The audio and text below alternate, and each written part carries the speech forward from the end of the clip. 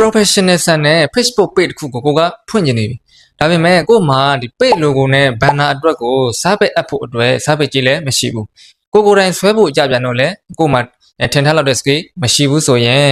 ်ကျွန်တော်အခုပြောမယ့်နီလန်းလေးကိုအစမ်းသုံးကြည့်ပါနော်ကျွန်တော်အခုပြောမယ့်နီလန်းကအချိန်ကုန်လည်းတက်တာမယ်ငွေကုန်လည်းတက်တာမယ်ဘာဖြစ်လို့လဲဆိုတော့ကျွန်တော်က chat GPT ကိုသုံးပြီးတော့ professional ဆန်နဲ့ page တစ်ခုကို1မိနစ်2မိနစ်အတွင်းမှာပြီးအောင်ကျွန်တော်ဖွင့်ပြပေးတော့မှာဖြစ်ပါတယ်။ကြည့်တော့စလိုက်ကြမယ်။ Okay အရင်ဦးဆုံးကိုက professional ဆန်နဲ့ page ကိုထောက်မှဖြစ်တဲ့အတွက်အရင်ဦးဆုံး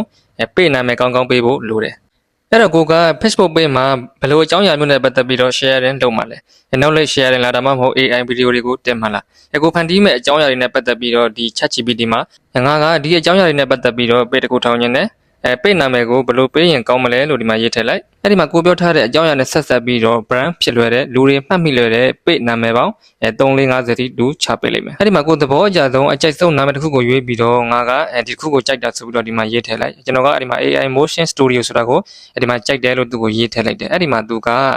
bio မှာရေးမဲ့စာသားနဲ့ user name တွေကိုပါတခါတည်းသူရေးပေးလိုက်မယ်ဒီမှာကျွန်တော်တို့က page နာမည်ရပြီ bio မှာရေးမဲ့စာသားရပြီ user name လည်းရပြီဘာလို့သေးလဲဆိုတော့ page logo နဲ့ကျွန်တော်တို့ဒီမှာ banner လိုလေးတယ်နော် banner ဆိုတာကကျွန်တော်တို့ cover photo ကိုပြောတာပါနော်အဲ့တော့ကျွန်တော်က AI Motion Studio နဲ့လိုက်ဖက်တဲ့ page logo ကိုဆွဲပေးပါလို့ကျွန်တော်ရေးထည့်လိုက်တော့သူကဒီလို professional ဆန်တဲ့ logo လေးကျွန်တော်ကိုဆွဲပေးတယ်ပုံမှန်ဆိုရင်ကျွန်တော်ဒီ logo အတွက်ကို Canva တို့ကျွန်တော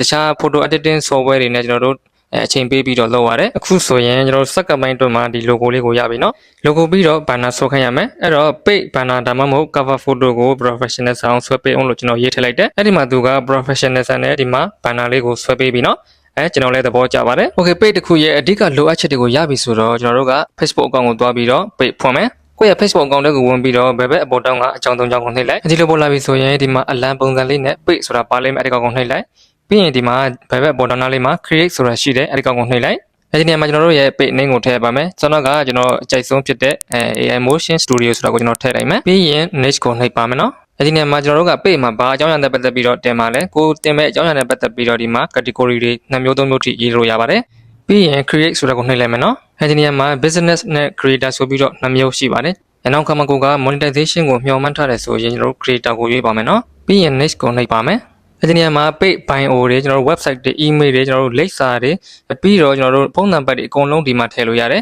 ကျွန်တော်တခါတည်းမထည့်ဘဲနဲ့ပြီးကမှထည့်မယ်ဆိုလဲဒီမှာ next ကိုနှိပ်ပြီးတော့သွားလို့ရတယ်ကျွန်တော်ကကျွန်တော်တို့ bio ကိုတခါတည်းထည့်လိုက်မယ်နော်ကျွန်တော် bio ဆိုတာကကျွန်တော်တို့ online shopping ဆိုရင်ကျွန်တော်ဒီကိုယ့်ရဲ့ page မှာဘာတွေရတယ်ညာတွေရတယ်ပေါ့ဗျာကျွန်တော်ရတဲ့ဟာတွေကိုဒီမှာထည့်ရေးထားလို့ရတယ်ကိုယ့်ရဲ့ဝန်ဆောင်မှုတွေနဲ့ပတ်သက်ပြီးတော့လည်းဒီမှာဘာဝန်ဆောင်မှုတွေရတယ်ဆိုတဲ့အကြောင်းဒီမှာထည့်ရေးလို့ရတယ်ကျွန်တော်ကတော့ AI animation နဲ့ပတ်သက်တဲ့ video တွေတက်မှာဖြစ်တဲ့အတွက်ကျွန်တော်က chat GPT ကပေးတဲ့ bio ကိုဒီမှာရေးထည့်လိုက်တယ်ပြီးရင်ကျွန်တော်တို့ next ကိုနှိပ်ပါမယ်နော်ဒီနေရာမှာကျွန်တော်တို့ရဲ့ logo နဲ့ banner ကိုထည့်မယ်နေရာရောက်လာပါပြီဒီမှာကျွန်တော်က chat GPT ကစိတ်ထားတဲ့ logo နဲ့ banner ကိုဒီမှာတစ်ခါတည်းအဆင့်သင့်ထည့်လိုက်မယ်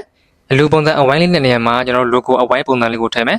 banner ကတော့ကျွန်တော်တို့ဒီမှာအလျားရှိတဲ့ပုံလေးကိုထည့်မယ်နော်ဒီမှာ page နာမည် logo banner အကုန်လုံးပြည့်စုံသွားပါပြီပြီးရင်ကျွန်တော် next ကိုနှိပ်မယ်နော်ဒီလိုပေါ်လာပြီဆိုရင်ကိုယ့်ရဲ့ account မှာရှိတဲ့ friend တွေကိုဒီမှာ invite လုပ်ပေးရပါမယ်အဲ့ဒါမှလည်းကိုယ့်ရဲ့ page ကို follow လုပ်ဖို့အတွက်တို့ရှိမှာ notification သွားပြီးတော့တက်မှာဖြစ်ပါတယ်ဒီမှာ select all ဆိုတာကိုနှိပ်ပြီးတော့အောက်နားလေးက next ကိုနှိပ်လိုက်အဲ့ဒါဆိုရင်ဒီမှာ invite ဆိုတာပေါ်လာလိမ့်မယ်အဲ့ဒါကိုနှိပ်လိုက်မယ်နော်ဒီလိုပေါ်လာပြီဆိုရင် next ကိုနှိပ်လိုက်ဒီနေရာမှာကျွန်တော်တို့ရဲ့ bio တွေ website တွေပြီးတော့လိပ်စာတွေ social media နဲ့ပတ်သက်တဲ့ link တွေဒီမှာအကုန်ပြန်ပြီးတော့ရေးထည့်လို့ရတယ်ပြီးရင်တော့ကျွန်တော်ဒီမှာ done ကိုနှိပ်လိုက်မယ်နော်ဒါဆိုရင်တော့ကျွန်တော်တို့ပြီးပြည့်စုံတဲ့ professional ဆန်တဲ့ page လေးရရှိပါပြီကျွန်တော်အခုဖွင့်ပြပေးသွားတဲ့ page ကတော့ကျွန်တော်ရဲ့နောက်ထပ်ဖွင့်ထားတဲ့ page အသစ်ပဲဖြစ်ပါတယ် AI animation နဲ့ပတ်သက်တဲ့ video အထူးဆန်းလေးတွေကိုကြည့်ချင်တယ်ဆိုရင်ကျွန်တော်တို့သွားပြီးတော့ follow လုပ်ထားလို့ရပါတယ်ကျွန်တော်ရဲ့ comment အောက်မှာလည်းကျွန်တော် link ချပေးထားပါမယ်ခင်ဗျာဒီနည်းလားလေးကိုအသုံးပြုပြီးတော့ကျွန်တော်ရဲ့မိတ်ဆွေတွေလည်းကျွန်တော် professional ဆန်တဲ့ page တစ်ခုကိုအချိန်ခဏလေးတွင်းမှာဖွင့်တတ်သွားလိမ့်မယ်လို့မျှော်လင့်ပါတယ်အခုဖွင့်ပြပေးသွားတဲ့ Facebook page ကကျွန်တော်နောက်ထပ်ဖွင့်ထားတဲ့ Facebook page အသစ်ပဲဖြစ်ပါတယ်အဲ့ဒီ page ကိုကျွန်တော်ဘယ်လိုပုံစံမျိုးနဲ့ run နေတယ်လဲဆိုတာကိုကျွန်တော်နောက်နေ့မှာပြောပြပေးသွားပါမယ်။ကြည့်တော့စောင့်ပြီးတော့အားပေးလိုက်ကြအောင်နော်။